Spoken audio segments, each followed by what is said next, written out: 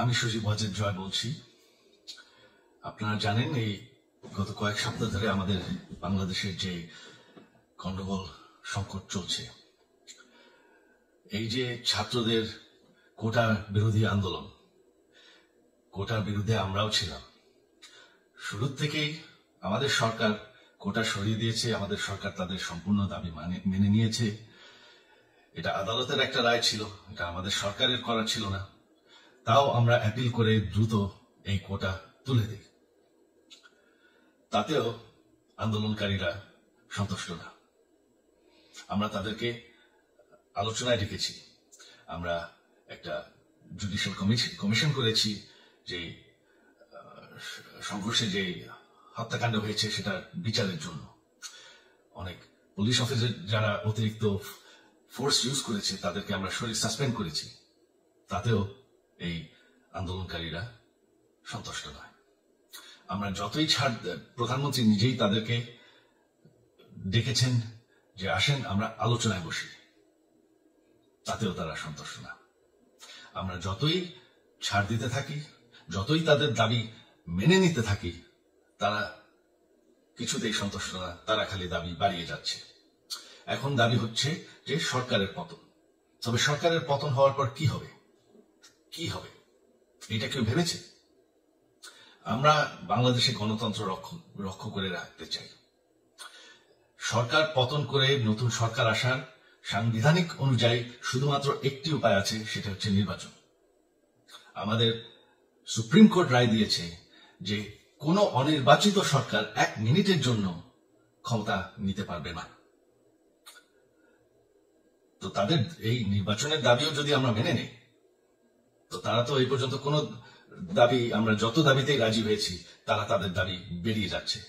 তার মানে কি, আমরা যদি এখন এই নির্বাচন সরকার পতনের দাবিও মেনে নেই, তারা তখন দাবি করবে যে না, এই সরকারের আন্ডারে নির্বাচন, এই নির্বাচন আমরা মানব না। তখন কি হবে এটা কেউ ভেবেছে? জানি আমাদের সেই সুশীল সমাজ আবার আলোচনা করছে সেই তত্ত্বাবধায়ক সরকারের অভিজ্ঞতা তো আমাদের আছে, আপনারা ভুলে গেছেন। সেই তত্ত্বাবধায়ক সরকারকে নষ্ট করে দেওয়া হয়েছিল বিএনপির আমলে ইলেকশন রিগ করার জন্য। তারপর যখন আরেক তত্ত্বাবধায়ক সরকার আসলো, দেশের কি অবস্থা হয়েছিল। শেষমেশ সব থেকে বড় কথা যে আমাদের সংবিধানে স্পষ্ট বলা আছে এবং আমাদের সুপ্রিম কোর্ট রায় দিয়েছে যে অনির্বাচিত সরকার 1 মিনিটের জন্য দেশের ক্ষমতায় থাকতে পারবে না। আমরা আওয়ামী লীগ, আমরা আন্দোলন করেছি, আন্দোলন করে এই দেশকে স্বাধীন করেছি, আন্দোলন করে গণতন্ত্র ফিরিয়ে এনেছি, আন্দোলন করে আমরা দেশের উন্নয়ন করেছি। আপনারা যে বঙ্গবন্ধুর মেয়ে শেখ হাসিনার বিরুদ্ধে বলছেন, আজকে শেখ হাসিনা না থাকলে বাংলাদেশ এতদূর আসতে পারত? অসম্ভব। কেউ কল্পনা করতে পারে না যে বাংলাদেশ এরকম উন্নতি করবে, এরকম উন্নয়ন হবে। ঠিক আছে, শেখ হাসিনার পর আপনাদের কি হবে সেটা আমারও চিন্তার বিষয় না, আমার পরিবারের আর চিন্তার বিষয় না, আপনারা বুঝবেন। তবে এইভাবে সংঘর্ষ করে, হত্যাকাণ্ড করে ক্ষমতা দখল করা যাবে না। এটা আর আন্দোলন না। যখন পুলিশ হত্যা করা হচ্ছে, নিরীহ মানুষের উপর হত্যাকাণ্ড চলছে, মানুষের বাসায় আগুন দেওয়া হচ্ছে, জার্নালিস্টদেরকে হত্যা করা হচ্ছে, এটা হয়ে গেছে সন্ত্রাস। আর সন্ত্রাস মোকাবেলা শুধুমাত্র একটি ভাবে করা যায়। আমার অনুরোধ, আমাদের ল এনফোর্সমেন্ট, আমরা অনেক ধৈর্য দিয়েছি আর ধরেছি, তবে এখন আর এটা সহ্য করা যাবে না।